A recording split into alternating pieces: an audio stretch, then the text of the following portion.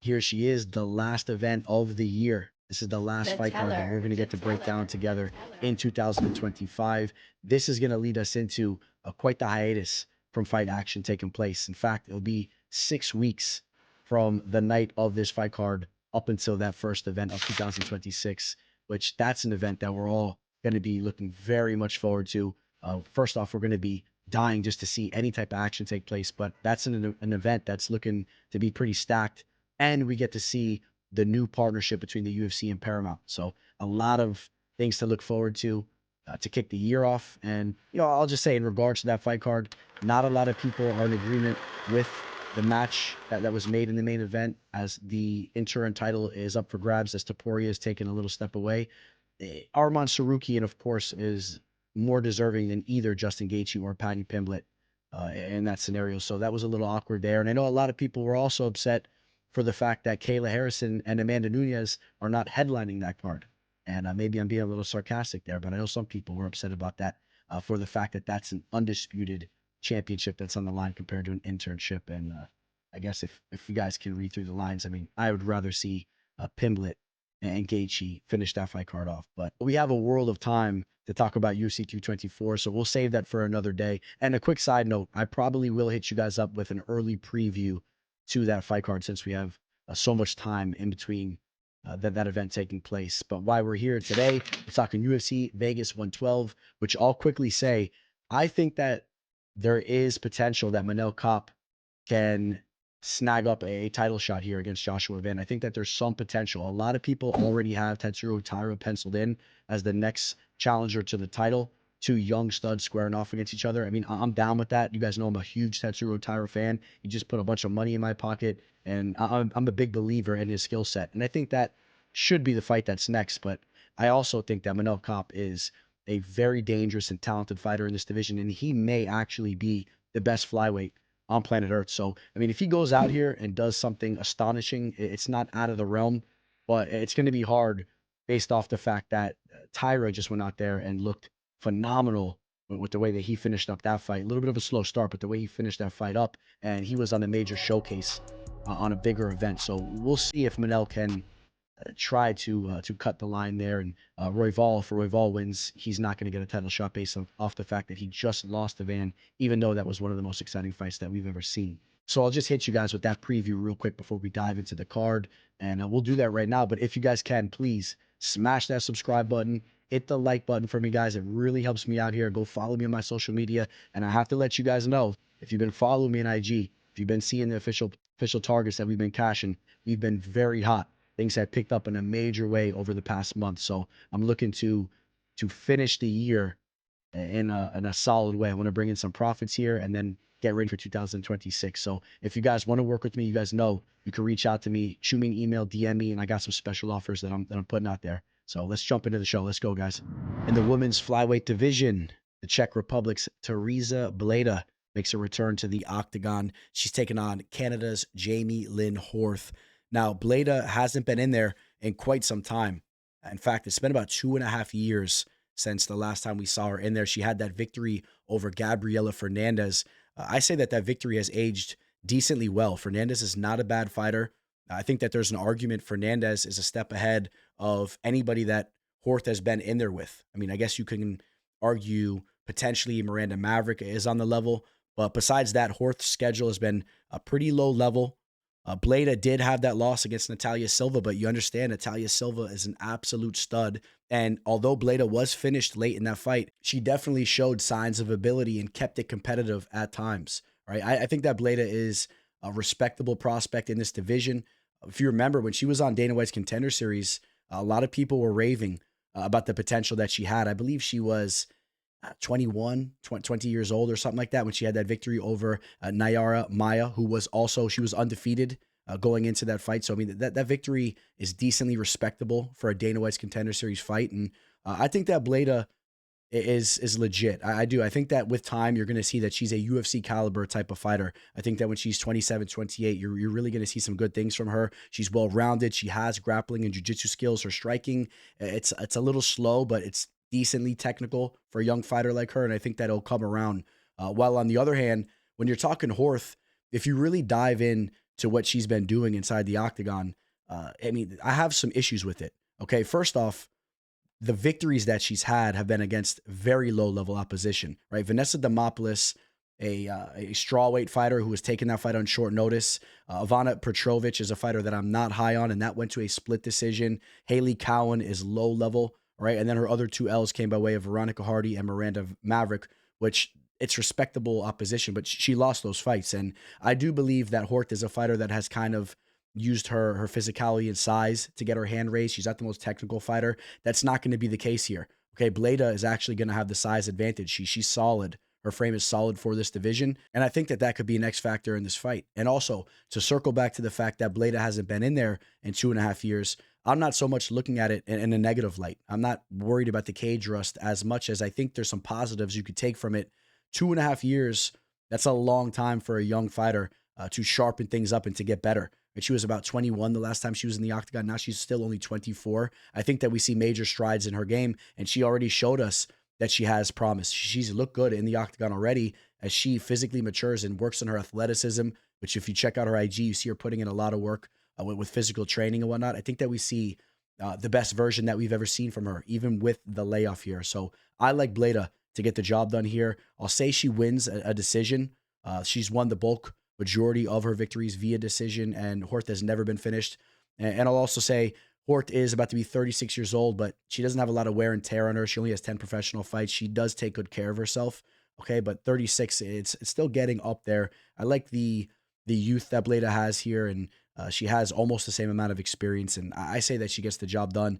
We take a look at the line movement here. Some interesting line movement. Bledá opened up over here right around a -190, and her line has came down.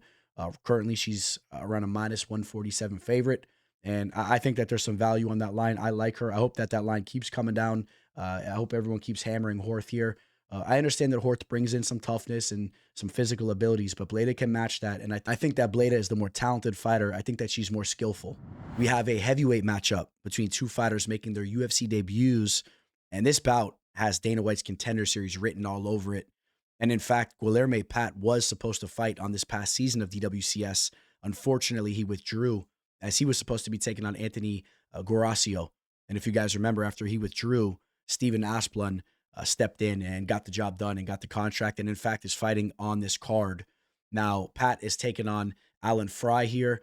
This dude, if you kind of dive into his background and his story, I could relate to him in a couple different ways. He seems like a kid from the neighborhood. And in fact, he reminds me a lot of an old friend that I had. And unfortunately, it seems he lost his father at an early age, and that weighs heavy on his heart. If you see his IG, he has a lot of posts about his pops and how he's doing all this for his dad. And, he's a fighter that had a basketball background, right? I think he played basketball collegiately, but he also was big into boxing as a kid. He was always a boxing fan. He was always active on the heavy bag and whatnot. Take that for what you will. But he's more of a boxing-oriented fighter. And, he ended up running into Derek Brunson over there, and he started training at Brunson's gym. And Brunson is the fighter that pushed him to go pro. And here he is. I mean, I wouldn't say this is a highly touted prospect, but I'm hoping for the best. I hope that his career pans out. And, in a recent interview, he said, and I like the way he thinks, everything that he's done leading up to this point, not that he's done a lot. In fact, both these fighters have very padded records, but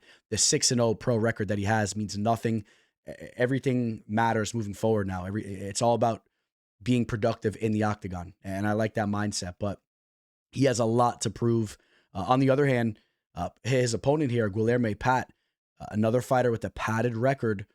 But I will say this, his Muay Thai skills look decent. At least we were able to see him over in the LFA, where you got to see some of those striking skills displayed. But again, if you take a look at his overall resume and you pull up a lot of his fights on YouTube, I mean, you see him in there with, truck driver type of fighters, guys that are way overweight. Both these fighters, they've been in there with those kind of guys. And it's not like they completely shined throughout all of those bouts too. I mean, they've been productive. They get their hands raised, but there's some things to be seen from both of them, to say the least. The one thing that I kind of like for Pat here is that he does carry himself in very good shape. He's chiseled up, he's long, and he does show to have some decent Muay Thai skills. I saw him crack someone with an elbow and break their nose. Like, he has those types of abilities in the clinch. At range, his striking is developing. I say that he is more toolsy overall on the feet. That could be the difference here. While Frye may be more boxing oriented, Now, I don't expect to see Frye changing levels and having success with his wrestling. I think that Guilherme should be able to keep this fight standing, and we see more of a striking-based fight. And I think that I trust a little bit more in Guilherme to be the more complete striker. But we'll see, because neither of these fighters are proven. Maybe you see an X factor come into play, like Alan Frye proves to have more heart, and he's more scrappy if this fight gets ugly in the later rounds. I mean, there's a lot to be seen from both of them. It's really hard to say confidently which one's going to get the job done. But another thing that I like from the Guilherme side, like I said, is he carries himself in better shape. While Alan Frye, I was a little surprised to see with his physique over the past couple of years. Like, he's had posts where he was very overweight and he was working on cutting down and getting himself back into shape. And that's a little questionable for a guy that was playing collegiate basketball. You would think that he would be in shape, day to day. Maybe he struggles with other things outside of fighting. I don't know, but Guilherme doesn't seem to have that problem. He seems to be in phenomenal shape every day of the week, of the year. So I kind of like that going from there. But he seems to be the sharper striker overall from what I've been able to pull up. But he is not proven. I'm going to say that one more time. Now we take a look at the odds. I'm going to say that the value's in the dog here. I'm rooting for Alan Frye to win this fight. I am. I like his backstory. I like his vibes. I can relate to him in a lot of ways, and I'm rooting for him to win this fight. I hope he gets the job done. I think the value is on his line, which I see him consistently out there right now, being around a plus 145. I think even as high as a plus 150. I think the value's in the dog in this spot. I just wouldn't trust taking Guilherme as a minus 172 favorite. I don't see a lot of value on that line. We'll see how the fight shakes out, though. I will say that Pat ends up getting a mid to late stoppage. I'm going to say the fight's scrappy, and eventually he lands something that stops the fight. So both of these fighters just recently finished Tinara Lisboa. They both did it in a different type of way. Luana Santos actually hit that Americana. She subbed Lisboa down in the mat, and I thought that her jiu-jitsu was looking pretty sharp in that match. That was a big performance for her as she was coming into that fight off of the Casey O'Neill loss. I want to talk a little bit more about that in a second. But Melissa Croden then goes out there and gets the TKO stoppage late in the third round against Lisboa. And that was an impressive performance to an extent, right? Because she had the slow start. She's kind of been known as a fighter that starts off a little slow. But once things started to pick up, she looked pretty good in there. I think that the cardio checks off, the toughness checks off. But I do think she's lacking with her athleticism and her technical abilities, offensively and defensively. And if you remember, DC was talking about that in the first round when she was facing off against Lisboa before she got to hit it into those next gears and kind of take over the fight with her toughness and cardio. She's not a fighter that's really going to wow you early on and just show to be very technical in there, moving around, popping you up. She's not that type of fighter. And I think that Santos can use that to her advantage, specifically early on. Not that Santos has wowed us in that fashion as well. She needs to sharpen up technically more so as well. But I do think she's a step ahead there. I could see her boxing being a little bit quicker, a little bit more sharp early on. How she looks in this fight later on, though, will be key, because I'm curious to see if Croden can kind of pick things up and take over this fight. I'm going to say that Santos is already up with the early head start and still holds on well in the later rounds enough to win a decision here. I like the judo skills that she has. I wouldn't be surprised if she could hit a throw, get this fight down to the mat, and have some success with her jiu-jitsu. She's looked decent there at times. I will say this, though. The Casey O'Neill loss was a major black eye on her resume, because I'm not high in Casey O'Neill, and if you run the numbers back, that was not a good performance by her. Before that, she had a submission victory over Maria Agapova. You like to see her going out there pulling off the quick sub. She hit her with the rear naked choke, but Agapova is a low-level fighter. Stephanie Egger's not bad. You could take that one for what you will. And then Juliana Miller is a low-level fighter, but she went out there and did what she should have done. She went out there and got the stoppage in the first round, showcasing her boxing skills. And, the other loss that she has, you could pull up, is an L against Jenna Bishop. Jenna Bishop is a decently respected name outside of the UFC, so take that for what you will. And another key here is that all this work we're talking about, Santos has been doing it at a very young age. She's still just 25, so there's a lot of room for improvement. I think that Croden, even with just 9 professional fights, I think you could say we're kind of seeing the finished product to an extent. You may see some slight growth, but this is an older fighter, and I'm going to kind of buy in on the continued development of Santos. I think she has a higher ceiling. I think that she does just enough to get the job done here. I will say she wins a decision. I say that Croden makes it to the final bell, but she's just a slight step behind. This could be a split decision victory for Santos, and We see here she opened up as a minus 170. This line has came down quite a bit. The way that I'm looking at this line is that the value is on Croden, 100%. When you take a look at Croden right now, you can grab her as high as like a plus 125. I've seen her that high. She's right around a plus 120. You see her over here as a plus 116. And I think that that's where the value is, because this fight, it's a close one, and I think you would rather have the plus action here. But give me Santos to win a decision. That's the route I'll go. Sean the Smoke Sharaf takes on Steven Concrete Asplund. And we just saw that Asplund is an absolute character as he went out there and knocked out Anthony Garasio on DWCS this past season. We were just talking about that. And once he got to the mic, I mean, that was all she wrote. This dude built his name up, and he definitely proved to be just one of the boys, I guess, if you will. If you know what I'm saying, he's a regular guy, to say the least. And I would hope, or I'm hoping, that he can follow up that victory with some kind of success and can hold on to a UFC roster spot. There's still a lot that needs to be seen from him. He's very green. He just has 7 professional fights. Sean, on the other hand, only has 5 professional fights. Now, I do believe Sean gets a little bit of a bad rap based off that UFC debut performance. You have to remember, he did take it on short notice as he stepped in for Chris Barnett and took on Junior Talfa. I'll say this, if you want to kind of look at that performance in somewhat of a positive light, he showed some toughness, and he showed that he's willing to throw down on the feet. He has some boxing skills. I believe Jason Perillo has coached him, and he sparred with fighters like Luke Rockhold and a lot of those guys throughout the years. And even though he doesn't have a lot of pro experience, I think he does have a decent amount of experience battling against high-level fighters in the gym. So he's not completely in over his head when a fight kicks off, and he'll be ready to throw down in the first round. But I do question his cardio. I would agree with you guys there that have that same concern. He's never left the first round, or he never left the first round leading up to that last fight. And we saw in that bout, once it hit the second round, he had nothing to offer. You can expect him to be more prepared for this bout, but I still will lean towards Asplund being the fighter that you can bank on being in better shape and more game in the later rounds, because we've seen that from him. Now, in somewhat limited fashion, he only has 7 professional fights, but if you dive into his resume and you pull up a couple of those bouts that are on YouTube, you'll see him willing to go to war in the later rounds. We've seen him have the second round and the third round stoppages. And even though he doesn't look like he's in shape, if you remember his background in the story, he's a fighter that used to walk around in like the upper 300s, I think it was, somewhere up there. And he's a little saggy, but I mean, this is a guy that's put in work. He's training. He's trying to shed the pounds. You know, the skin's is a little saggy, but he's putting in work, and I trust him in the later rounds more so than Sean. But where I think Sean potentially could be dangerous is early on. But we just saw Asplund in there with Garasio, who is quite dangerous in the first round, and it was Asplund that landed on him early and got the KO. So, and he has 5 KOs out of his 6 victories.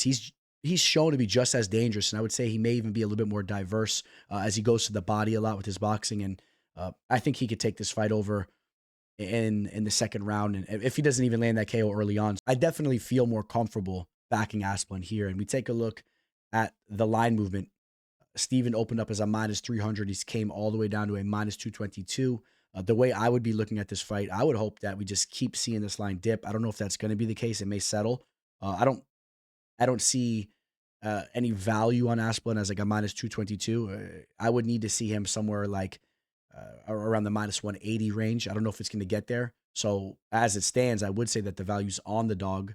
I just don't think that Asplund has proven to be worthy of backing him as a minus 220, 230 favorite right as of right now. We need to see more from him, but signs are pointing towards him being the more trustworthy fighter. If this fight goes to the later rounds, and even early on, he's just as likely to land a big strike. So I'll say he wins this fight. I'm going to say he gets the second to third round stoppage. I'm going to say that he drowns Sean. I'm going to say he slows down and gasses out once again. I just want to say thank you for tuning in, especially for you guys that have been locked in with me all throughout 2025 and prior to, man. Thank you guys so much for choosing to lock in with me for these fight cards. It means a lot. Don't forget, smash that subscribe button, hit that like button. It takes a second, doesn't cost you a thing. I appreciate you guys. At 170, we have the UFC debut of the former Bellator champ, Yaroslav Amosov.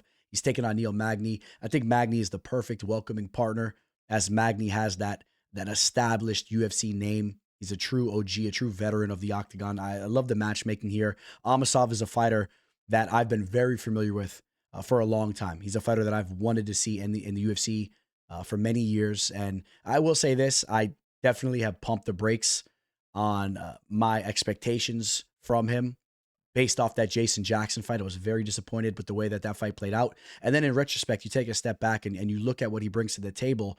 You know, he really never shined with his striking. He's more of a grappling based fighter. He has good cardio, and he's thrived off using that. I don't think that he has the elite striking to come into the UFC and really make a run at the title or anything like that. I mean, time will tell. He's 32 years old. He's still young, and you also note around the time he took this loss here to Jason Jackson. I forget if that was after or before. It might have been before. I think it was after. Excuse me here, but obviously there was a lot of things going on outside of the UFC. If you don't know his backstory, he left fighting to go fight for his country, or you know, however you want to describe that situation. But he obviously had some distractions going on, right, to say the least. So he did bounce back with a first-round submission over Curtis Millender, former UFC fighter, but that's a tailor-made type of matchup for him, as Millender has always shown to struggle with his grappling.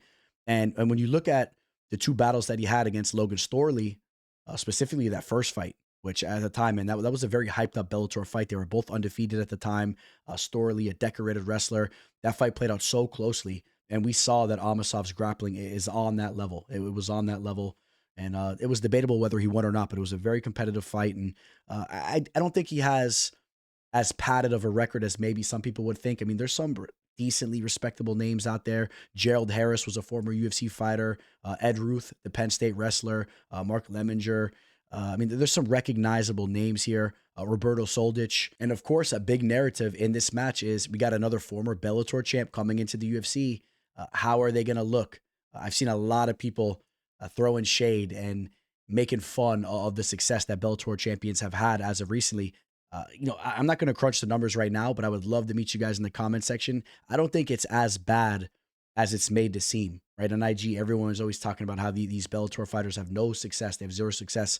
Meet me in the comment section and we'll actually crunch the numbers. I don't think it's as bad as a lot of you guys think when you're talking the elite Bellator fighters coming in. Let's talk about it. Meet me there. We'll crunch some numbers. But to this matchup here, I definitely think that Magny can have success. We know that he has anti-grappling. We've seen him struggle at times against high-level fighters, but as of recently, look what he just did to Jake Matthews and Mike Malott. I mean, he looked great in those fights. We know the cardio is superb. He's never going to look for a way out. And in fact, he's going to grind you out, and he's going to look to make you fade late in fights. But really, specifically, where we've seen him struggle as of recently is elite strikers landing heavy on him and knocking him out, right? Carlos Pratis finished him. Michael Morales finished him in the first round as well. Those are high-level fighters, okay? We know the deal with those two men there. So you look at those losses in retrospect, even the Ian Gary loss, which that fight went to a decision. I mean, these are the cream of the crop in this division. He was submitted by Burns. The other loss was a submission loss to Shavkat Rakhmonov. He is only losing to the best. The one that kind of stands out to me, which I didn't like, was the Michael Chiesa main event 5-round loss that he had, which Chiesa, Chiesa's not a bad fighter, but still, I thought that Magny, I didn't think he looked good in that fight. He spent a lot of time on his back, put it like that. And we'll see how the grappling scenarios go here, but I do think that Magny will make this a competitive fight. All in all, I'm going to say that Amosov comes in and gets his hand raised, though. I'm going to say that he does enough to get the job done here. Now, Magny may present some problems. You may see him using that long reach to pump the jab and score points there. But I think that Amosov can kind of weather the storm and score some points there and maybe change levels and use the clinch and just do enough to get the job done here. And also note, like I say, I always try to point this out if we have a mistake. Amosov has more of a 75-inch wingspan, so he'll still have a 5-reach disadvantage, but it's not as bad as it says here. And I'm going to say that Amosov is game and does just enough to sneak out a close victory here.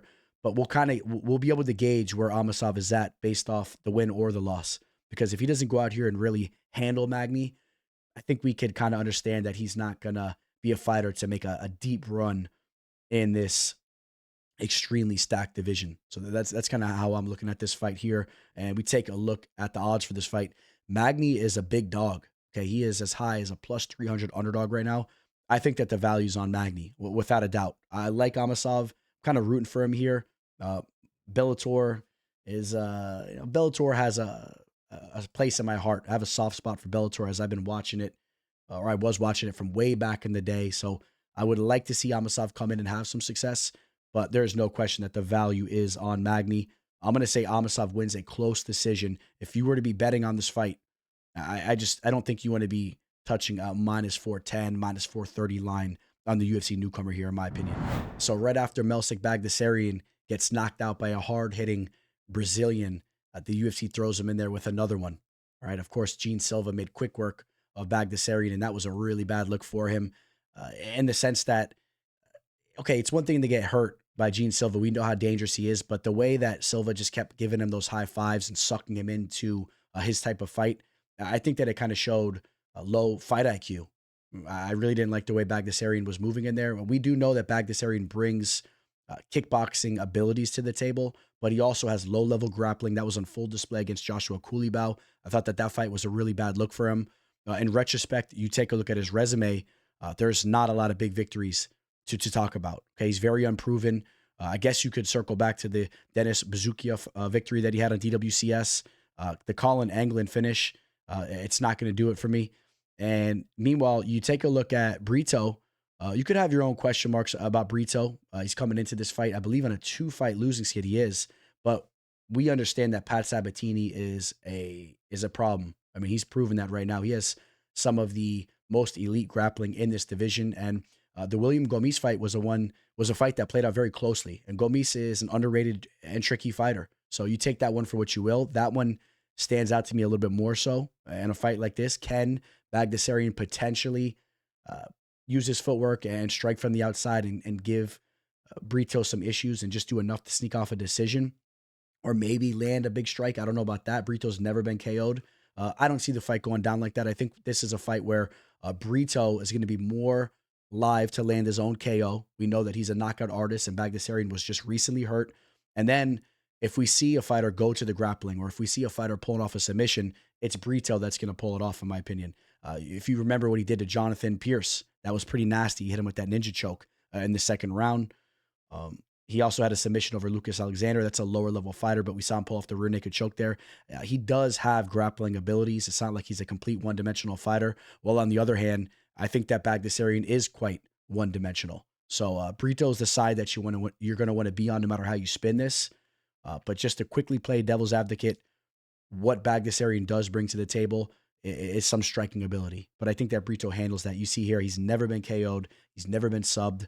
And I'm going to say that Brito wins this fight. I'm going to say he wins this fight inside the distance. And I think that he's live to pull it off either way. I'm telling you guys, I could see him getting a KO, or I could see him hurting Baghdasaryan and pulling off a sub. And Baghdasaryan is a fighter that at times seems to be a little bit mentally out of it, which also correlates to him being a very inactive fighter. When I'm looking at a fighter, I don't like to see the inactivity that Baghdasaryan has. And I think Brito has more dog in him.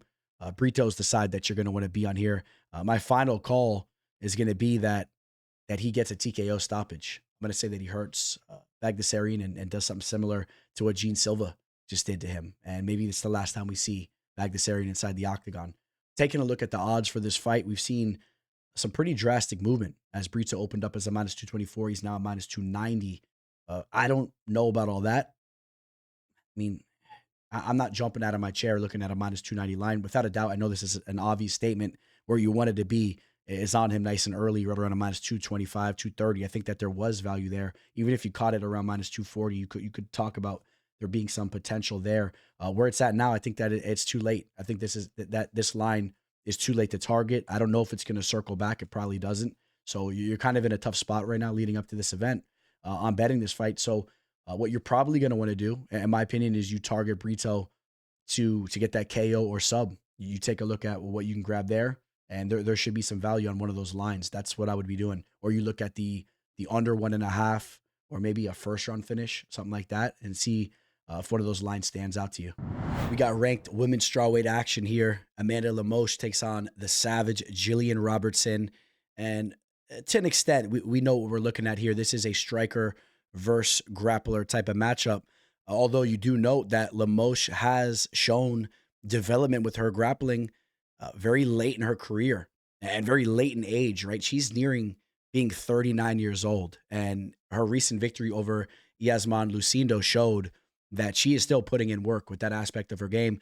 But in that last matchup against Tatiana Suarez, we saw the takedown defense, or I'll say specifically the get up game, giving her issues there. So if Robertson can get this fight down to the mat, not only will she, of course, be live to string off rounds and win a decision, but I think that she could find a finish down on the mat. I mean, that if you take a look at what she's been doing as of recently, what she just did to Marina Rodriguez, that was pretty nasty. And Rodriguez, a fighter that's more one-dimensional, of course, with her kickboxing, her striking background. When Robertson got that fight down to the mat, she eventually got that finish in the second round. It was an impressive performance, to say the least. She landed 73 strikes, the majority of them down on the mat, hit 2 of her 3 takedown attempts, controlled her for 5 minutes and 21 seconds in a fight that only lasted about 7 minutes or so. So it was quite impressive.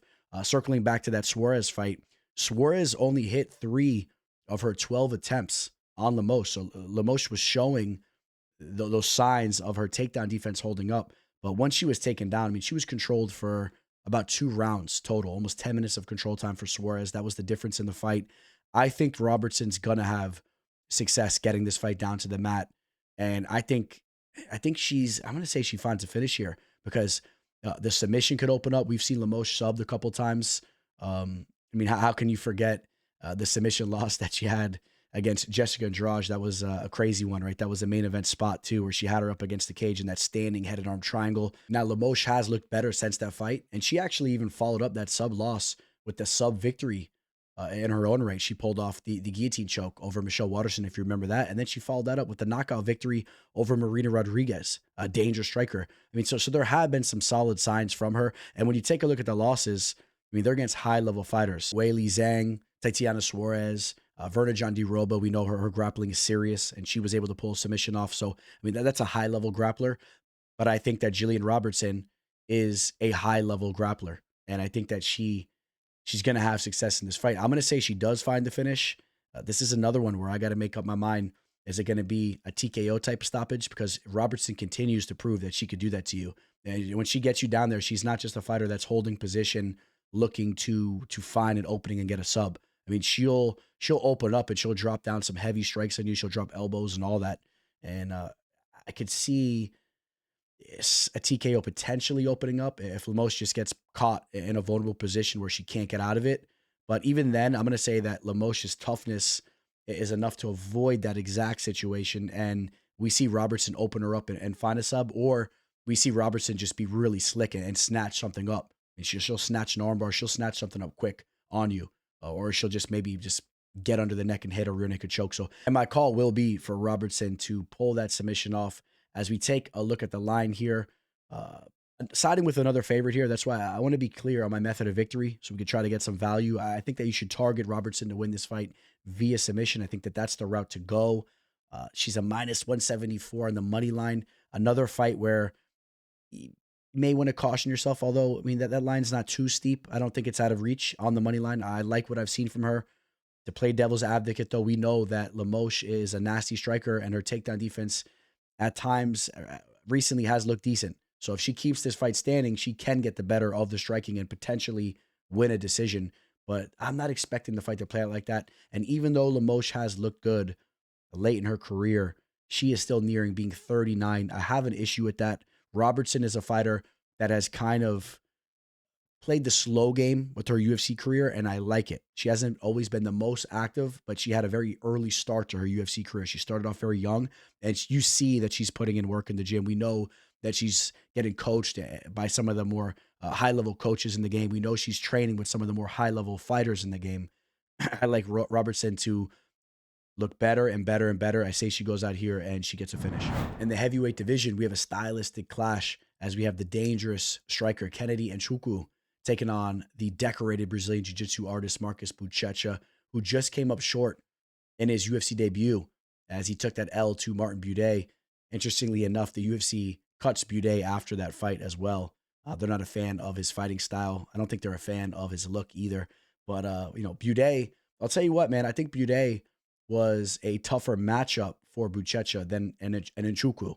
Now, with that being said, if things go wrong for Buchecha here, they could play out more violently. He could be hurt much more in this fight. Kennedy can knock him out. But the issue in the Buday matchup is Buday has underrated grappling. He's big, and he had that anti-jiu-jitsu to push Buchecha into the type of fight that they had, which was with him losing a close decision. If things go well for Buchecha here, without a doubt, he's live to pull off a submission. We've seen Kennedy make blatant mistakes inside the octagon, right? When things go well for him, they go well. When things go bad for him, they go really bad. And even when you look at the OSP fight, although he wasn't finished in that fight, I mean, to take an L against the aged OSP in a spot where he was such a massive favorite, that was a horrible look for him. He got knocked out by Dustin Jacoby. The Walter Walker heel hook submission loss was a bad look for him, even though Walker keeps doing that to everybody. He made quick work of Kennedy there. And also note, Buchecha has a recent heel hook victory in MMA, right? Not in the jiu-jitsu world. So he has that in his arsenal. He's shown that he could pull that off in an MMA fight, in an actual fight. So I don't think that it's out of the realm that he could replicate what Walker did. And maybe we see him go out there and try to attempt that. But if he forces it, he may, there's a possibility he could put himself in danger. If Kennedy has been working on some defense for that, and, you know, before you know it, he's on top of you and he's raining down ground and pound. Kennedy has power. And you take a look at the 2 victories that he had before that Walker fight. They're not to be completely overlooked. Now, we know who Chris Barnett is, but I'll just say this. I really like the way that Nzechukwu looked in that fight, right? As he went up in weight, went up to the heavyweight division, and just the way his striking was looking, he looked like he was going to be a problem in this division. And he followed that up with another first-round victory over Lucas Brzeski. These are lower-level fighters, but you saw that there's potential for Kennedy to really have some success in this division. But he's going to need to keep his head on his shoulders for this one. One mistake, and we could easily see him put to sleep or just be tapping out to a rear naked choke or a variety of submissions that can come his way. So he better be defensively sound. If he keeps this fight standing, if he keeps that range, he's dangerous, and he's just as live to finish this fight. I think that the knockout's very live. We'll see how Buchecha responds to being hit by a much more dangerous striker than anyone that he's been in there with before, right? And Nzechukwu is not Martin Buday. This isn't clunky old Martin Buday, playing your little game back and forth. So this is an interesting fight. I feel more comfortable backing Kennedy to win the fight here. Buchecha has that decorated jiu-jitsu background, but Nzechukwu's been fighting in MMA for much longer. You take a look at the difference in professional experience. We're talking about 20 professional fights compared to 7. I don't think that that's to be completely overlooked as well. Give me Kennedy to get the job done here. And another slight favorite. You got to caution yourself too on this line. You don't want to reach on it because you could argue that the value's in the dog. But what I like for this fight, this is what I like here. I like the under 1.5, maybe the under 2.5. I think we're going to see a finish in this fight, whether it's the submission coming from Buchecha's side or if it's the knockout coming from Kennedy's side. Okay, I think that the finish is very likely, no matter how it comes. So I'll say Kennedy gets the knockout, the TKO type stoppage, but we'll see how it plays out. And I'll say it happens in the first half of the fight. If you guys are interested in tailing my official targets for this event, do not hesitate to shoot me an email or DM me on Instagram. I'll give you further information there. And as I stated earlier, I got a couple different options, but note that this fight card will be included for free. So essentially, if you sign up, we'll kick things off with that first event for the 2026 year. With the long break, we don't want to make things complicated. This fight card will be for free. So if you want to tail me, reach out to me. We got the last pirate, Morgan Charrière, taking on Mel Costa. And this should be a good one. If it's anything close to how Charrière's last fight looked, I mean, we'll be jumping out of our seats. That fight against Nate Landwehr was crazy. Of course, that took place in Tennessee, in Nate's home state. And Nate had success in that bout. I mean, that was a closely matched fight up until it wasn't, when Charrière started to land those haymakers, showcasing the power that he possesses. He definitely can put anybody out in this division if he lands the mark. If he lands on you, he has that type of power. Now, I don't think he's the most technical striker all in all. In fact, when you break down tape on him, he tends to wing his punches.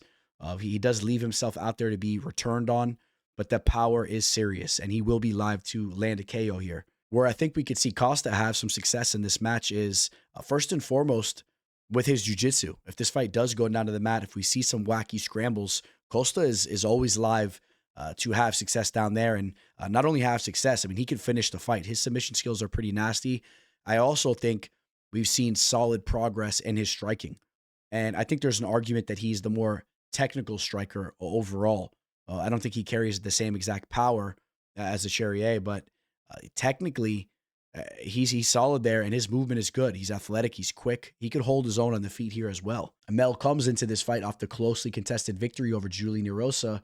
Some people feel that he didn't deserve to get his hand raised. It was a competitive match, and I'll just say this.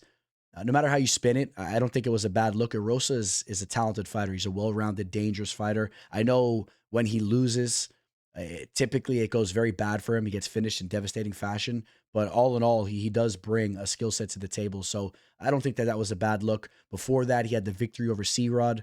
C-Rod has made some mistakes as of recently, but he's a good fighter as well. The Andre Fili victory, I think that was the most impressive victory out of his 4-fight winning streak, in the sense that, yeah, once again, he showcased that he's dangerous with his submission skill set, pulling off that quick guillotine. But if you remember how that fight played out, and I remember very clearly because I had an official target on Fili that I lost on, Mel was touching him up on the feet, and he was showcasing some growth with his striking. He was looking really quick, and I think that's what opened up that submission, as Fili didn't like what he was seeing there. So, I mean, I think that we've seen some real growth from Mel. I think he's becoming a very well-rounded fighter in this division. He still has a lot more to show, but he's 29 years old. He hasn't even cracked the 30 marker. This is going to be a big test. I think that if he avoids the big power strike from Charrière here, I think that Costa wins a decision, or he's still live to potentially sink in a sub, or I'm not favoring it, but if Charrière gets reckless out there winging these haymakers, maybe you see him countered with something. And I'm not necessarily banking on that. I think that that's more of a rare circumstance as far as how this fight will play out. I think that the sub is live. We've never seen Charrière submitted either, but I do believe that that's live. Out of 24 of Mel's victories, 7 of them come by way of sub. You have 6 undocumented as well, some of his earlier battles. So the numbers can be skewed a little bit there, but I do think that the submission is live. All in all, I favor Mel to win this fight via decision. I think that that's the most likely outcome. I think he could be a step ahead on the volume. I think he'll be landing a little bit more cleanly. He needs to avoid the power strikes, though, and also the heavy leg kicks that Charrière will blast in there too. But I think that the speed and the footwork of Mel will be up to par, and it'll be enough for him to get his hand race.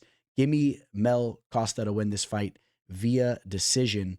And right now, technically, he is the underdog. We've seen a lot of action coming in on Charrière, as over here we saw Costa open up as a -135, and he's touching a -108 right now.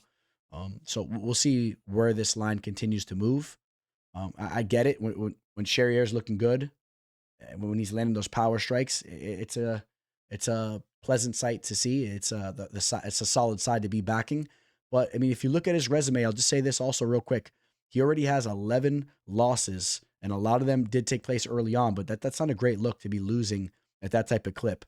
And I know some of them are against respectable talent like a Paul Hughes or Jordan Vucenic, which, Vucenic hasn't had, he didn't have the same success inside the UFC. He's a young fighter. We'll see how he irons things out. But there was a lot of other losses going on throughout the early and not even just the early portion. I mean, towards the middle and even as of recently of his professional career. So that's a little alarming to me. He's getting better, but he's not the most technical fighter. Give me Costa to get the job done via decision. This fight right here is going to be one of my most anticipated fights of the event. This is a solid one. Cesar Almeida takes on Cezary Oleksiejczuk. Oleksiejczuk, the younger brother of Michal Oleksiejczuk. Of course, he's making his UFC debut. He just had a very quick victory. I would say a very impressive victory on Dana White's Contender Series. When you mix in the tape and his resume that he already had going into the DWCS fight, you understand that he's a very high-level prospect. Because if you just look at the DWCS victory, it ended so quickly. There was, I wouldn't say controversy, but I mean, I guess to an extent you could say that, as the ref was saying that those strikes were going to the back of the head of Teo Hague, who was an undefeated, dangerous prospect in that matchup as well. But realistically, what we saw was Oleksiejczuk stuff the takedown and just rain down damage in a beautiful way. And you take a look at Oleksiejczuk's numbers. Of course, these numbers are based off that sole fight. I had to pull them up because it's almost comical as he landed 28.33 strikes per minute. That's what the average would have been there, as he just was landing rabid punches right off the rip. And he's a nasty boxer. Like I said, just like his brother, he has that silky smooth boxing style. He'll fight out of the southpaw stance, and he'll land on you. He's dangerous. You think about the victory that he had over Tom Breeze, a former UFC fighter, a fighter that we've seen in the PFL and all that. The way he was able to finish him was nasty. He's just 25 years old, is Oleksiejczuk, and it's crazy to think he was fighting not professionally, but he made his amateur debut when he was 14 years old. Okay, so this is a real career mixed martial artist. Okay, and imagine having a brother like Michal around you. Okay, who's a very tough fighter and that's still sharpening things up and completing his game. And you note that both the Oleksiejczuk brothers have been traveling to Brazil, training with the MMA nerds. I mean, I think that's a big deal. Training with those high level fighters like Kyle Bahalo and all them. I think that has done wonders for their overall skill set, as they already have the boxing skills, the striking skills. You want to see them continue to sharpen up the grappling, and I think that is a very smart move. And I think that the ceiling of Cezary is very high. I really do. I think that this is a fighter that can, I don't want to jump the gun and say he's going to make a run in this division, but he's going to prove to be a legitimate UFC fighter. He's going to be hanging around for some time. He's going to have a lot of success. It's very realistic. He's going to get a number next to his name. When you understand he's just 25 years old and he's already looking as sharp and dangerous as he is, he's a big time prospect. And I like the frame too. He's a solid frame for the division. All in all, I like the young UFC newcomer here. Give me Oleksiejczuk to get the job done. I'm going to say he wins via decision. Even though we've never seen Almeida finished, whether it's been by sub or KO, I think that you still have to say a knockout finish is somewhat live for Oleksiejczuk. He showcases to have serious power. Take a look at his highlight reel. If he lands, I mean, he can potentially put Almeida out, but Almeida is very technical, and that won't be easy. I'm going to favor Oleksiejczuk to win via decision. And we take a look at the money line here. He opened up as a -164. Now, this is impressive for a youngster like him making his UFC debut against a fighter of the caliber of a Cesar Almeida to open up as a -164 and to now be a -208 favorite. It showcases that people are in agreement with me on the potential that he has. People are high in him. They think he's the real deal. And this is another fight, though, man, where I'm not jumping out of my seat at the money line. Maybe what you want to do here is target Cezary Oleksiejczuk to win via decision and get a better value on the play. Targeting him here around a -210 money line may be a bit of a reach in my assessment. So that's kind of how I'm analyzing the fight. But this is one that I'll really be watching from a fan perspective. And I hope Oleksiejczuk lives up to the hype and we start to see him have some real success in the cage. Giga Chikadze is still ranked. He's ranked 15th in the featherweight division. He's taken on Kevin Vallejos. Vallejos is a fighter that I definitely expect to have a number next to his name sooner than later. Maybe he steps into the 15th spot if he goes out here and gets a victory over Chikadze. But Chikadze is 37 years old. He's been very inactive as of recently. I know he's trying to pick it back up, but he was absent from the fight game for some time. And I think that the fight game passed him up. You think back to 2020 and 2021, where he was on a little bit of a heater. He was going out there knocking dudes out left and right. I mean, that when it's all said and done, that's going to be his prime, and that's going to be where he had his success. I think that he's on the tail end of his career. You think about what he did to Jamie Simmons, which was a very low-level fighter. I think he took that fight on short notice, but still, the way he finished him in the first round was impressive. Then he knocked out Cub Swanson and Edson Barbosa. He had victories over fighters like Omar Morales, Erwin Rivera before that. The Jamal Emmers one stands out quite a bit, as we know Emmers has ability. But all in all, I'd say that the resume, when you're looking at his wins, doesn't really look that great in retrospect. And it's kind of interesting that he's ranked 15th, especially when he's only won one of his last 4 fights. I have an issue with the last bout that he just had against David Onama, which he started off decent. He was, in fact, I think he was winning that fight early on. And then in the third round, man, you see him tripping over his shoelaces. He's falling to his back. He essentially blew the fight in that manner. And although Onama is not a bad fighter, we saw the way that Onama just looked against Steve Garcia. You would have liked to have seen Chikadze go out there and look to impose his will and try to do something similar to what we saw Steve Garcia do. And that's not really what he does, though. Chikaze doesn't pressure enough at times, and in fact, he doesn't like to be pressured. That's another major issue I have with him, because Kevin Vallejos is extremely aggressive. He's going to be marching forward, and whenever you see Chikaze getting pressed up against the cage and not being able to fight at range and fight from the outside, he doesn't look that good. He really doesn't. We saw that in the Calvin Kattar fight, if I remember correctly. We've seen it multiple times, and I think that Vallejos can easily replicate that. And it's what he's going to look to do. He marches forward. He's a Terminator. And I'll say this real quick. As high as I've been on Vallejos, I didn't like the way that he finished that last bout that he just had against Danny Silva. But Danny Silva is a dog, and he's a young fighter that's getting better and better. So take that one for what you will. But Vallejos was outstruck in the third round. If I remember correctly, he kind of slowed down a bit, but he was still up.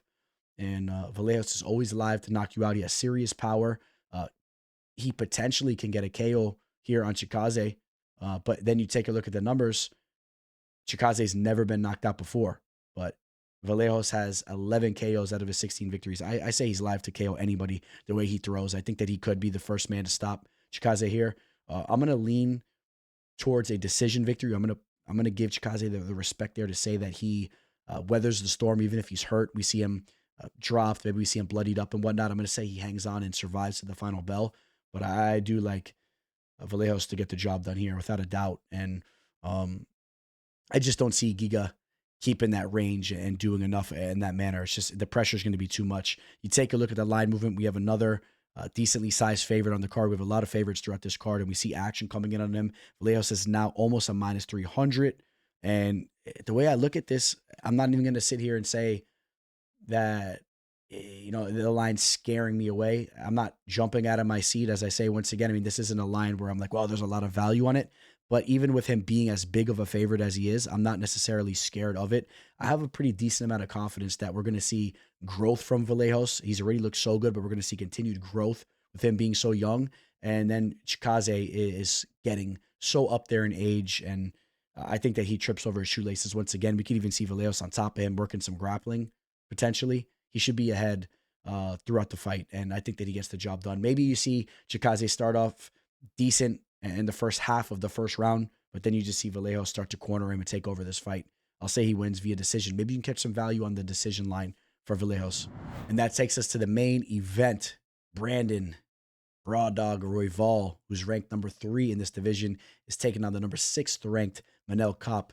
And I have a little bit of an issue with that number 6 ranking next to Kape's name, because I just think that he's a much better fighter than that kind of describes. In fact, as I keep saying, I think there is potential that he may be the best flyweight on planet Earth. If you were to match him up with Joshua Van right now, who's the current champ, I think that he would be favored. I would be backing him at pick'em odds. I think that he is just he's such a dangerous striker. The takedown defense is sharp. Now, if he were to be matched up against Pantoja, of course he did lose the first time that they fought, but that was a strange fight. And if you remember, Kape was a little hesitant in his first 2 fights after he signed with the UFC, coming over from Ryzen after he had that knockout victory on Kai Asakura. And he had a couple respectable victories over there in Japan. But when he came in, he was a little gun shy against Pantoja and Matheus Nicolau, who are both high-level fighters in this division.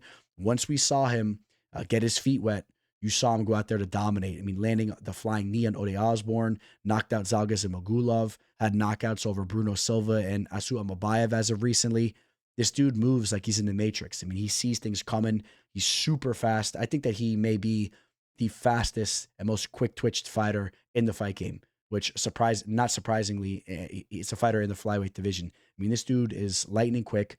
The only loss you could mention was the Muhammad Makayev loss, and he arguably won that fight. And if you actually want to paint the picture for what it was, the dude had his toes hanging off the side of his foot. I mean, he broke his toes in that fight. He was injured, and the fight ended up being a snooze fest. And you got to hold Makayev more accountable, as Kape was injured. And if you remember, there was all that bad blood and all that beef going into the match, and then it didn't end up delivering. But I don't blame Kape for that, and I think that Kape still fought a solid fight, and it was impressive. He was able to stuff the takedowns of Makayev even with him being injured. Okay, so I mean, this dude is legit here, and I have him defeating Royval here. And what makes this match interesting is that Royval is willing to bring the fight just about like no other. He's going to come marching forward. He'll put himself in position to land strikes and score some points, but I think it's also going to open him up to be landed on and to be countered. And Kape is a fight finisher. When you take into consideration that this is a flyweight bout, when you're looking at the flyweight division, Kape is just about as much of a finisher as anybody in it. Okay, and he could land on you in a diverse amount of ways. Just want to pull up the numbers real quick on that Royval versus Van fight. That was crazy. Royval landed 216 strikes as he threw out 468. We know that he doesn't always put the most oomph and pop into his strikes. I mean, he'll push a lot of volume. Not to say that he can't finish you. He's dynamic, but only 4 KOs out of 17 victories. I don't think that he's that much of a threat there. While on the other hand, I think that Kape is that type of threat. If we see a knockout, I think it's much more likely to come by way of Kape. Royval has shown to be a nasty sub-artist. We've seen Kape submitted once before, but he's sharpened up so much since then. I don't see that happening. I think that Kape wins this fight, whether it's a decision or knockout, is kind of what I'm diving into here. I'm going to settle in. I'm going to say, I mean, I got to pick one or the other, man. I think that the TKO stoppage very likely could happen here in a 5-round main event in the Apex. Royval is going to he's going to look to continuously press Kape. He's going to give Kape those opportunities to counter him and land a KO. I'll say he wins via TKO. I'm going to say something crazy happens and we see Royval finished for the second time. Excuse me, really the first time via strikes, because the only other time that he was finished via strikes was an injury. That was that crazy fluke injury that he had against Moreno. But this will be the first time that he's actually TKO'd. Now that's a little bit of a bold call. We'll see. The decision obviously is very live, but I like Manel Kape to get the job done here. Even with the victory here, I'm going to say in reality, he won't be next to fight for the belt. That man will be Tatsuro Taira. I think they make Taira versus Van, 2 young studs in the flyweight division.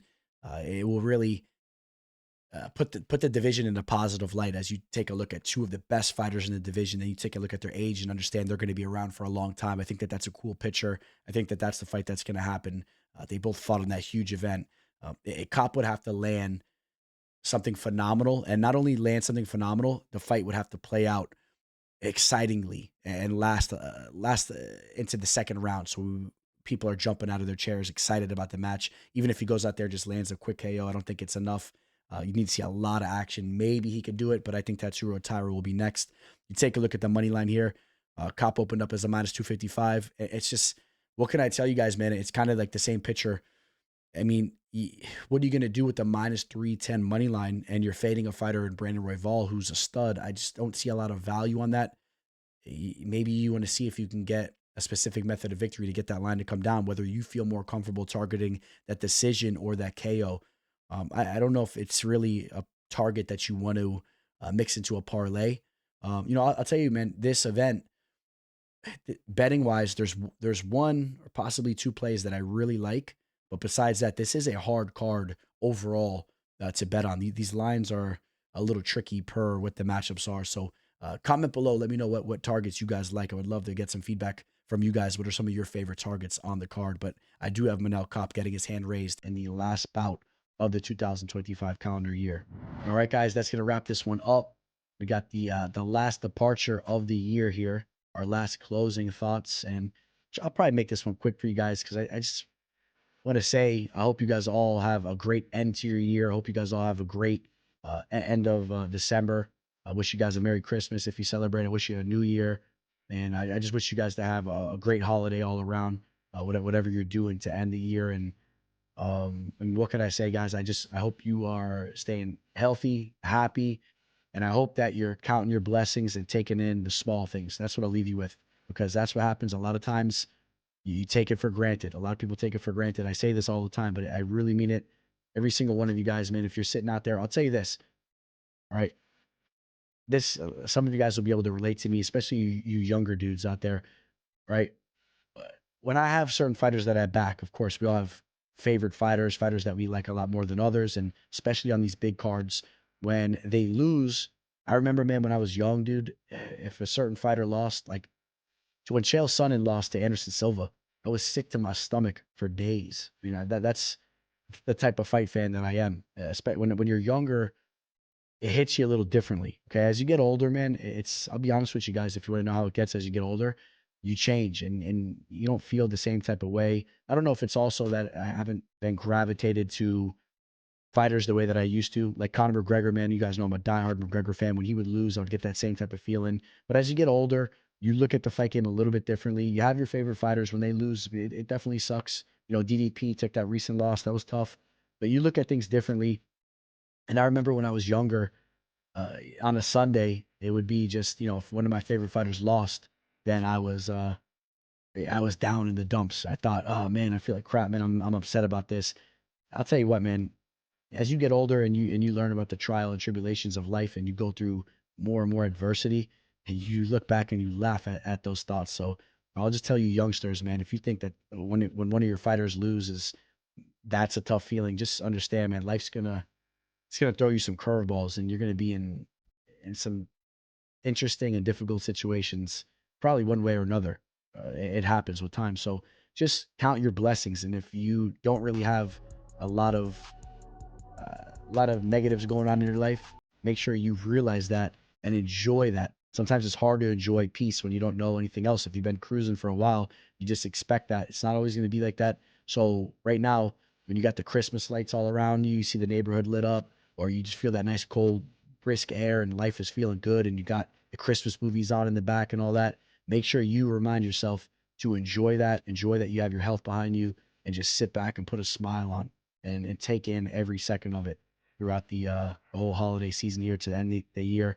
I hope that you guys realize that, every single one of you. And for those of you guys that are not in a situation to do that, hang your head up high, keep pushing forward, march forward, and there's always a better day around the corner. As you guys know, just push through. It's all you could do. So I'll leave you guys with that. The teller. I'll catch you guys in the next one. Signing out. Teller.